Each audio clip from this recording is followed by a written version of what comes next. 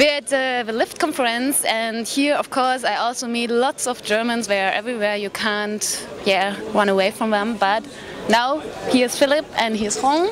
Could you please both introduce yourself and your company, what you are doing? My name is Philipp Albers, and we are from Berlin, and our company is Zentrale Intelligenz Agentur, which is a network agency of freelancers, basically working in various areas, using different ideas, turning them into several cultural formats, and maybe Holm can also add what else we're doing. Yeah, maybe you can give a concrete example of a project you realized. My name is HolFriebe, and concrete example of what we came up with is, for example, PowerPoint karaoke.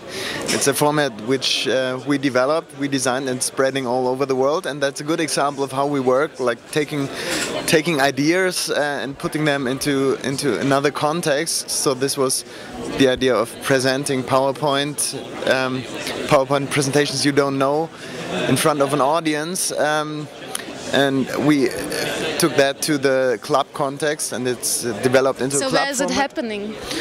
It's happening in clubs in Berlin, and we also use it for our clients' work as a tool for team building, for example. So every one of the company has got to step in front and try to bluff his way through presentations, which is a good group building tool.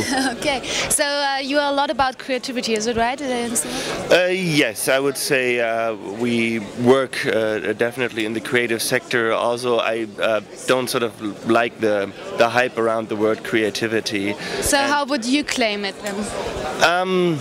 Well, it's basically taking ideas, looking at stuff, and making something different out of it. Because I think you always work with pre-existing material, and creativity always is kind of the myth that you create something out of nothing just with your mind. Okay. I think originality is the term which fits, which is more appropriate, and this can also be taking a topic which has been lying around for years and giving it another twist, and that's, for example, how we come up with the topics for our non-fiction books we're also writing. Tell me about your book. What was the last one? How's it called? The last one was called Marke Eigenbau, and picks up all the symptoms of self-empowerment, self-organization, open source, and the new crafting movement, which has got to do with it, the DIY approach. And so do you see potential for normal people out there to building up a business just out of that Eigenmarke? Yeah, the time was never as good as today for that. That's for sure. Technology is democratized by falling prices. Consumers are really going for that, for the special brand with a history or with a good narrative behind it, rather than the lifestyle brand icons. And the possibilities to communicate and market your ideas are better than ever. So this is the time, I would say. This is the time, and why is it the time for you to be here at LIFT? Because it's good time to think about new stuff, and also to add on what Holm just said. I think times of economic crisis are always good opportunities for people to elaborate on new ideas and to start with sort of small enterprises and so on. Yeah. And that's something we will also pursue, thinking about sort of the impact and the possibilities that the current crisis open up. Okay, as you are both also knowledge workers, you know how troubleful it can be to get new businesses, to get new contacts, to make new, find new people to hire, which hire you. So, what would you recommend for other knowledge workers out there to get more, to make more out of what they are doing? You mean in terms of their networking, or in terms of how they market themselves? Yeah, in terms of really making cash. Of making cash. As a knowledge worker.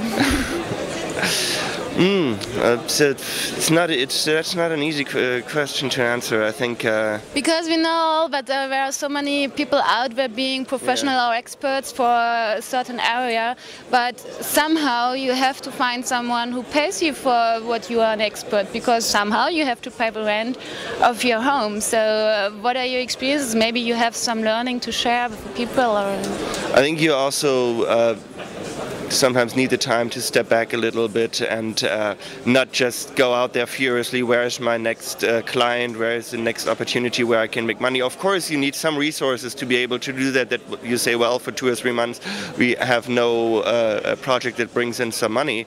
But I think if you work in that area, you have to factor that in. That these phases can happen, and then in such a phase you can really use the time to come up with new original ideas and projects which later on then will turn into client So work. what you're saying is just focusing on being an expert, right? Just focusing to develop focusing yourself. sort of on what you're interested in, what you're doing, and not focus on what sort of the market wants. Okay. That's what I would say. I don't know. Okay. And your hint?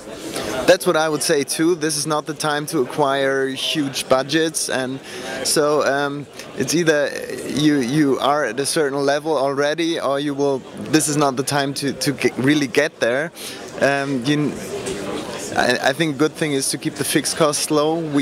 In our company we don't have offices and anything, so we have fixed costs of like 40 euros server costs per month, and you can go quite a while with that and use that for the long-term strategy to elaborate on new concepts, and that's basically what we are doing. And if you've got a huge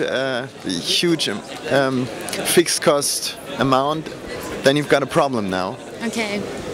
Okay, so let's take it with us, like focusing on developing, focusing on not spending a lot of money, and still, some positive thing you want to give them on the way? Whom? The audience there. The audience. Startups and people who are about to start their own business or their own knowledge-based business. Don't let the money spoil everything. Okay. Go out there and just run with your ideas and see what comes from it.